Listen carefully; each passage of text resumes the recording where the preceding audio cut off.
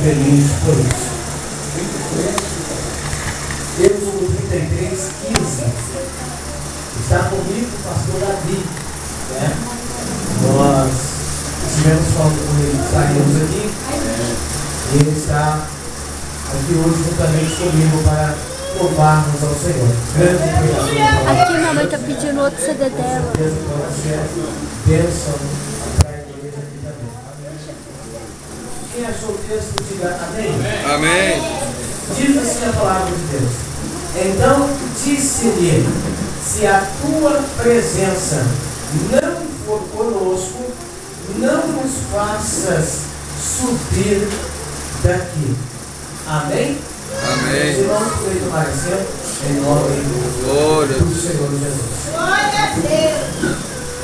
Queridos, do texto que Deus colocou no meu coração para ministrar a igreja esta noite, que se encontra no livro de Êxodo, o segundo livro da Bíblia, escrito por Moisés, que narra a saída ou a libertação do povo de Israel do jugo e da escravidão de Faraó no Egito.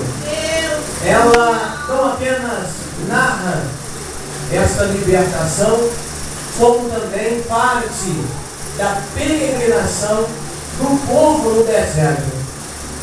Não apenas a peregrinação, mas também, através de Moisés, Deus ensinando o seu povo no meio do deserto, através das leis, qual era a vontade de Deus para aquele povo. Porque Deus havia os escolhido para serem santos, separados, propriedades exclusivas do Senhor, um povo seleto, um povo eleito. Por isso Deus fez com que a sua vontade fizesse conhecida ao povo, algo que ele não fez por outra nação naquele período. Porque o povo de Israel era a menina dos olhos de Deus. E no texto que nós lemos, o povo está no deserto. O povo está peregrinando no deserto, indo em direção à terra prometida, à herança, a terra que manava leite e mel, a terra de Canaã. E neste texto que nós lemos, Moisés havia recebido uma ordem de Deus. E Deus disse para ele subir ao monte Sinai. Porque ali Deus iria dar para ele a tua lei. Deus iria dar para ele a tua palavra. E esta lei era para que o povo entendesse e soubesse como eles deveriam se comportar. Qual era a vontade do Deus, que, embora invisível aos olhos, aos olhos físicos, pela fé eles podiam ter um relacionamento com Ele. Porque não se estabelece relacionamento com Deus buscando vê-lo, buscando buscar provas da sua existência. Se queremos ter um relacionamento com Deus, precisamos entender que o princípio, o fator principal é a fé. Porque Deus, querido, é um Deus que procura aqueles que creem, aqueles que acreditam que Ele existe e que é galardoador daqueles que o buscam. Então Moisés estava no Monte Sinai e Deus estava falando com Moisés. Deus havia dado a Moisés 2 tábuas de pedra contendo os mandamentos, escritas pelo próprio dedo de Deus. Mas a estadia de Moisés no monte, a permanência de Moisés no monte, havia demorado e o povo estava preocupado. O povo havia pensado que Moisés havia perecido, dada o tempo que Moisés estava no monte. Eles chegaram para Arão, irmão de Moisés, e disseram, não só a ele, mas a toda a congregação: nós não sabemos o que aconteceu com Moisés. Não sabemos se Moisés está vivo, se Moisés está morto. Não sabemos se ele voltará para nos liderar. Então precisamos de um Deus que vá adiante de nós. Então começaram a pressionar, começaram a falar com Arão, irmão de Moisés, que era necessário se fazer um Deus, porque Moisés não mais voltaria para a congregação.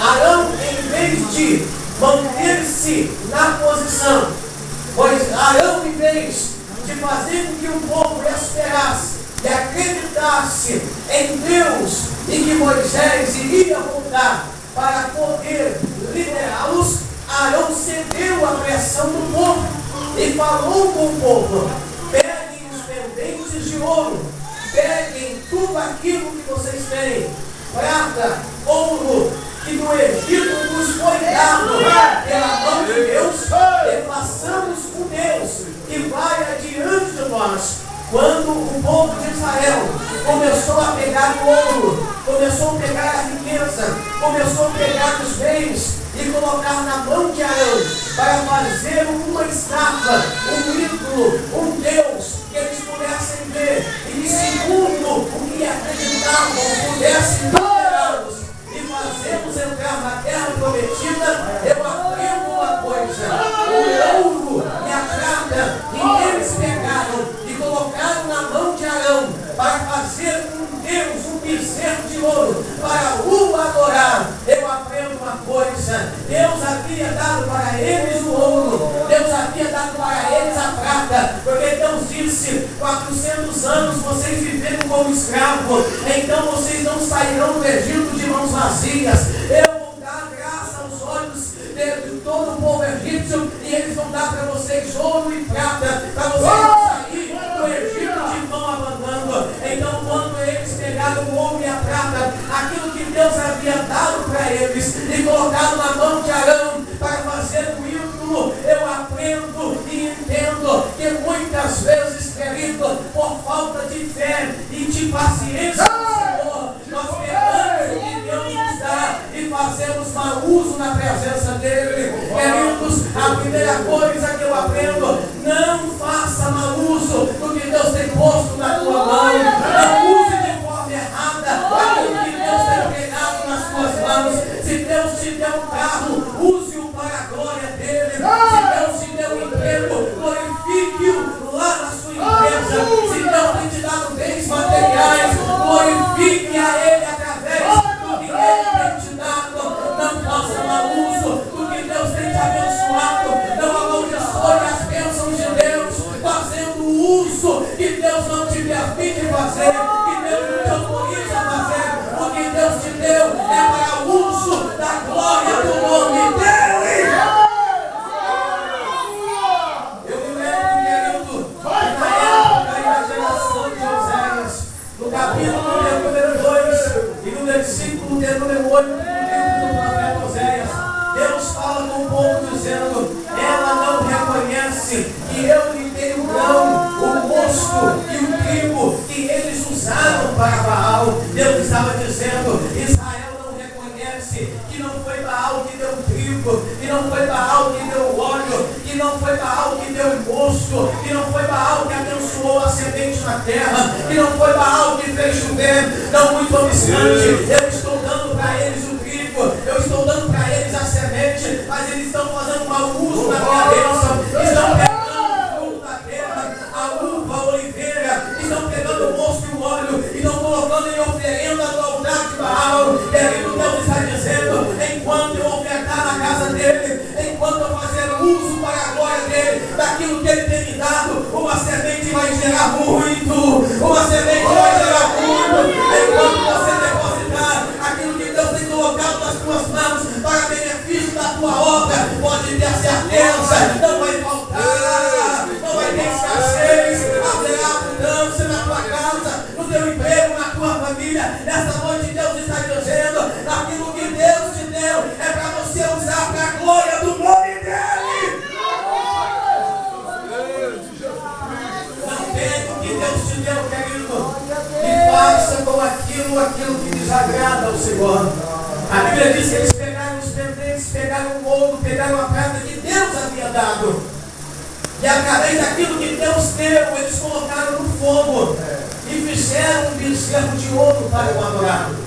E a Bíblia nos diz que eles cultuaram aquele bezerro de ouro, a ponto de se despirem, a ponto de ficarem nus e cometerem promiscuidade em culto ao Deus que eles haviam criado com as suas próprias mãos. A Bíblia diz que quando eles estabelecem um culto àquele Deus, Deus fala com Moisés no monte, dizendo: Moisés, desce, porque o teu povo acaba de pecar. Moisés, quando desce, Moisés, quando vê aquela cena, a Bíblia diz que ele ia-se no seu coração, porque Moisés era zeloso pelas coisas de Deus. Moisés zelava pela palavra de Deus. Moisés zelava pelos princípios do reino de Deus. E não existe nada pior para aquele que quer guardar a palavra. Não existe nada pior para aquele que tem um zelo no teu coração pelos princípios de Deus. Ver a congregação se corrompendo, ver o povo se deteriorando. Eu me lembro, querido, na época de Elias, quando o povo havia abandonado a fé em Deus, a Bíblia diz que ele vai para a caverna e Deus fala com ele dizendo: que fazes aqui, Elias? Ele olha para Deus e diz: Senhor, eu tenho sido zeloso pelas tuas obras, mas o povo, eles quebraram a tua aliança, eles derrubaram o seu altar e procuram tirar a minha vida. Elias, querido, estava zeloso